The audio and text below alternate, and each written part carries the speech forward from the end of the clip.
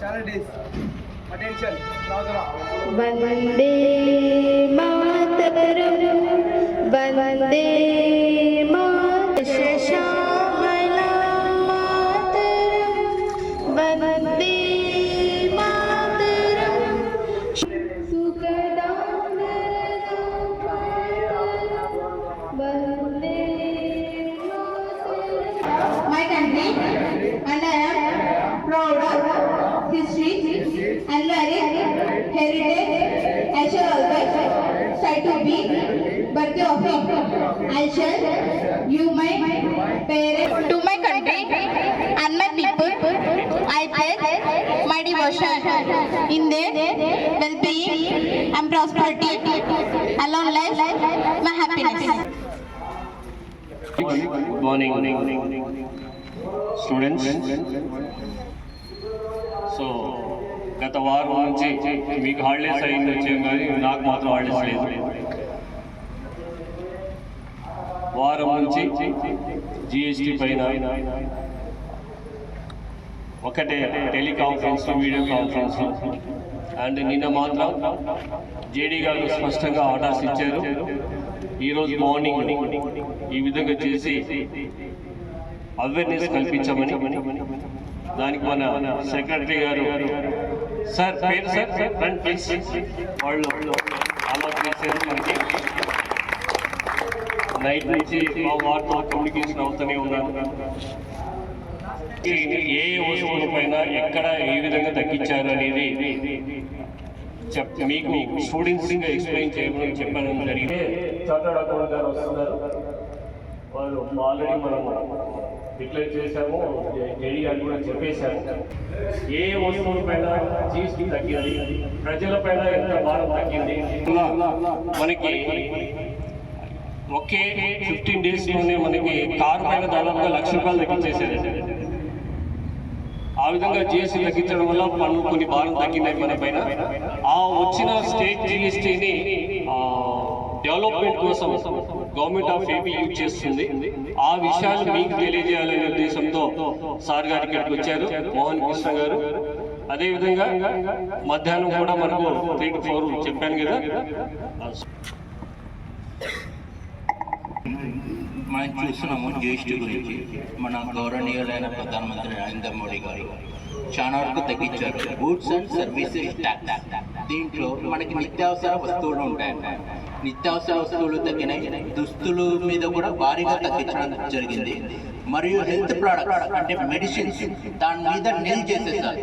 దాని మీద జిఎస్టీ 0%, లేదంటే కొన్ని ప్రత్యేకమైన మందులు మాత్రమే 5% ఉంటాయి. దానివల్ల సామాన్య మానవుడు కూడా ఎంతో అమౌంట్ మిగిలించుకుంటాడు అన్నమాట.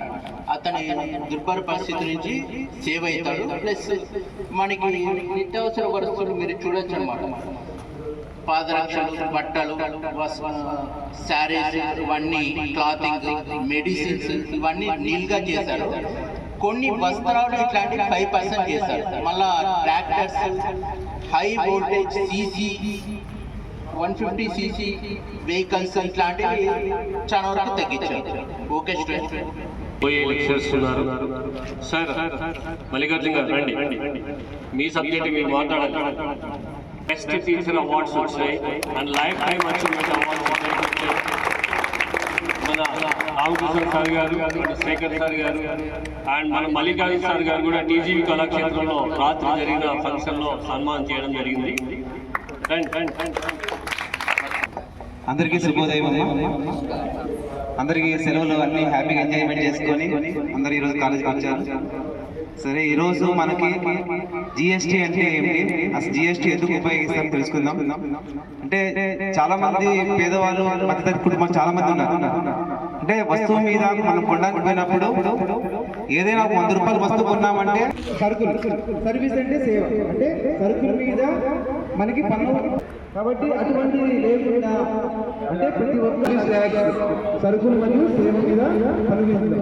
అంటే కొన్ని రకాల ధరలు, మనము పప్పు ధాన్యాలు ఉంటాయి, బియ్యము, అలా మనం వస్తువులు కొంటూ ఉంటాం కదా, వాటి మీద 0%, మెడిసిన్స్ మీద 0% వేశారు. జిఎస్టీలో కూడా 4 రకాలు ఉన్నాయి. దాంట్లో మనకి ఎస్జిఎస్టీ అంటాం, అంటే స్టేట్ జిఎస్టీ, స్టేట్ లో గూడ్స్ సర్వీస్ ట్యాక్స్ ఉంటాయి. సిజిఎస్టీ ఉంటాయి, సెంట్రల్ లో గూడ్స్ సర్వీస్ ట్యాక్స్ ఉంటాయి. ఓకేనా? ఐజిఎస్టీ ఇంటర్నేషనల్, అంటే ఏమి మన రాష్ట్రంలో విధించేదాన్ని ఏమంటే ఎస్జిఎస్టీ అంటాం, అంటే స్టేట్ లో రాష్ట్రంలోనే మాత్రమే ఉంటుంది. అలా కాకుండా ఏమి సిజిఎస్టీ అంటే సెంట్రల్ లో ఉంటుంది, అంటే మనం ఒక రాష్ట్రం నుంచి వేరే రాష్ట్రంలో మనం ఎప్పుడైతే సరుకులు కొనుక్కుంటామో దాన్ని ఏమంటామంటే ఎస్జిఎస్టీ అంటాం, సెంట్రల్. ఇంటర్నేషనల్ వచ్చేవి ఒక దేశం నుంచి వేరే దేశంలో మనం వస్తువులు ఎప్పుడైతే తెచ్చుకుంటామో దాన్ని విధించేదని ఏమంటే ఐజిఎస్టీ. ఇలా అనేక రకాల మనకు 3 ట్యాక్స్లు ఉన్నాయి, ఎస్జిఎస్టీ, సిజిఎస్టీ, ఐజిఎస్టీ. ఓకేనా? వాటిలో మనకేమి ప్రతి ఒక్కరికి పేదవాళ్ళకి అందుబాటులో ఉండే విధంగా ఈ యొక్క ప్రభుత్వం వారు ఈ సంవత్సరం ఏం చేశారంటే మనకి ఈ యొక్క ట్యాక్స్ అన్ని కుదింపు చేసినారు. అంటే చాలా రకాల ట్యాక్స్లు ఉన్నాయి. మనకి కిరాణా సామాగ్రి మీద 13% వరకు పొదుపు చేసుకోవచ్చు. అంటే చూడండి, గతంలో 18-12-5% ఉండేది, ఇప్పుడు ఏమైంది మనకి నీళ్ళు అయిపోయింది. ఎవరికైతే అవసరం ఉంటుందో ఆ అవసరం తగ్గట్టు ఎక్కువ పర్సెంట్ తగ్గడం అనేది మనకి శుభదం అనుకోవాలి. ఎందుకంటే రాబోయే కాలంలో ఇంకా ట్యాక్స్ అనేది లేకుండా పోతే ఇంకా మంచిది మనకి.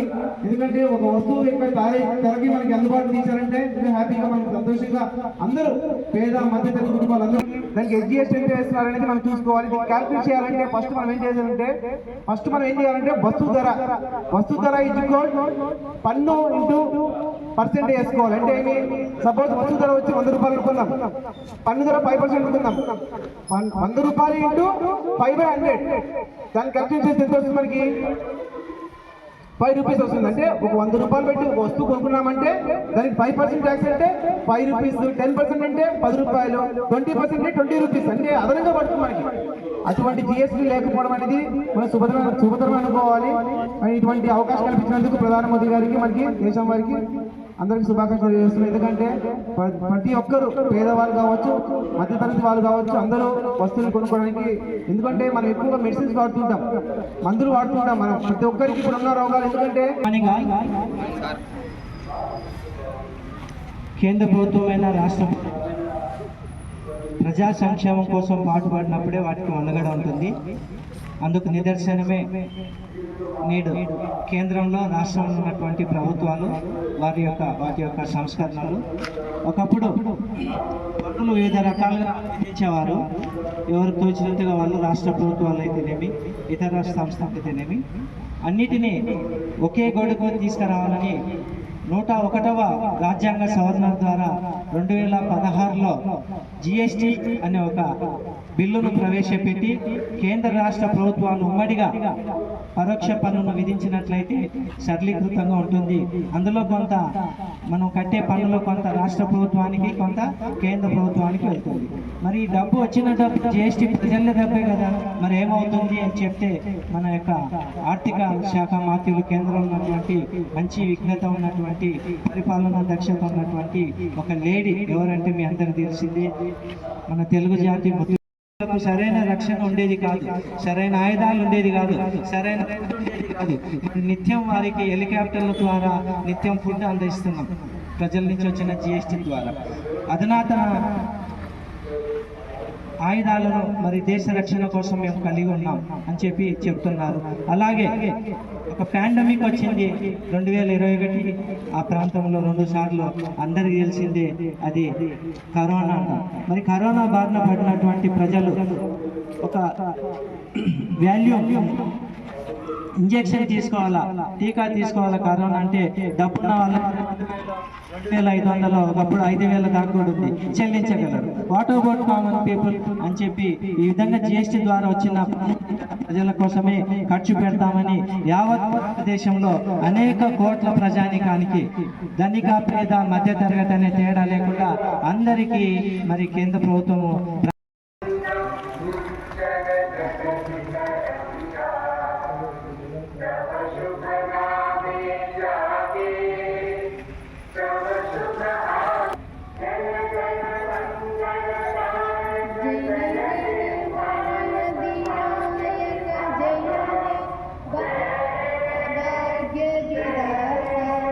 పంజాబ్ సింధు గుజరాత్ మరాఠా ద్రావిడ